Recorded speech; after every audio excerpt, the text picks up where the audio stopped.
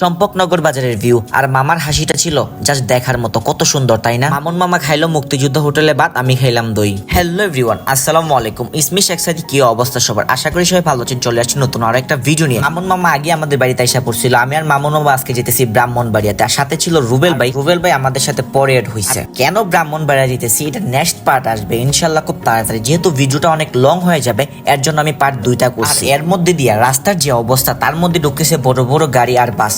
দুইটা তো বাজারের মধ্যে একদম জ্যাম লাগাই দিয়েছে। আর দেখেন আকাশের ভিউটা কত সুন্দর তাই না? একটু সামনে এসে দেখি আমাদের কামরুল মামা কি হাসি খাইছে রে। আমরা চলে আসছি মুক্তিযোদ্ধা হোটেল। আমি বসে বসে দই খাইতেছি আর মামুন মামা ভাত খাইতেছে। আর মুক্তিযোদ্ধা হোটেল চিনে না বিজয়নগরের মধ্যে প্রায় 10% লোক আছে। কথায় বলতে মুক্তিযোদ্ধা হোটেল হয়েছে চম্পকনগরের মধ্যে ভাইরাল একটা হোটেল। বিজয়নগরের মধ্যে যদি টপ 10 হোটেলের হিসাব করা হয় তাহলে মুক্তিযোদ্ধা হোটেল 2-3 এর মধ্যে থাকবে ইনশাল্লাহ। আচ্ছা যাক, এখন সামনে দিক দিয়ে আড্ডা। খাওয়া দাওয়া শেষ করে আমি চলে আসি ডাইরেক্ট ভিডিওর উপরে জাস্ট বাজারের ভিউটা দেখার জন্য। দেখেন বাজারের ভিউটা মারাত্মক লেভেলের।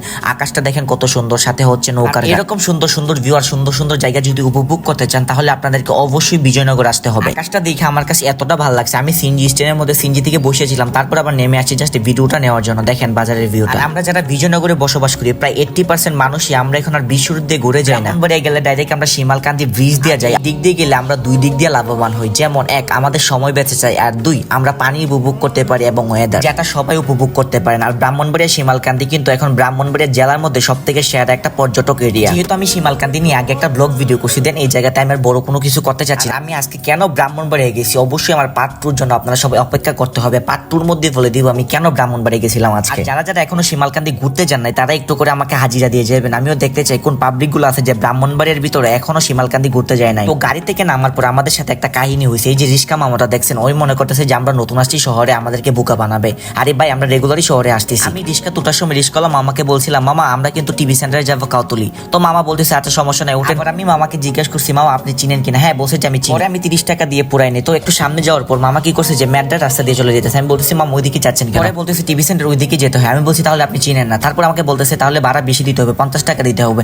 পরে বলছি যে আমি ভাই আপনার রিস্কা দিয়ে যাবো না। এইরকম বাটপারি সর্বনাশ। মামা হয়তো আমাকে চেনে নাই, যারো বড় বাটপার। দেন আমি এখান থেকে মামাকে চেঞ্জ করে নি, কালীবাড়ি মোড় থেকে আমি আরো একটা রিস্কা নিই। এটা হচ্ছে শহরের ভিউ। শহরের মধ্যে গেলে ভাই ভালো লাগে, কেন ভালো লাগে সেটা আমি বলবো না, কারণ মানুষ অনেক কিছু মনে করবে। আর কে কে আমার মতো রিস্কালাম আমার কাছ থেকে এরকম ধোঁকা খাইছে তাদেরকে দেখতে চাই। যারা যারা ব্রাহ্মণবাড়িয়া শহরে আসছেন তারা অবশ্যই বলতে পারবেন যে ব্রাহ্মণবাড়িয়া শহরটা ভালো লাগে।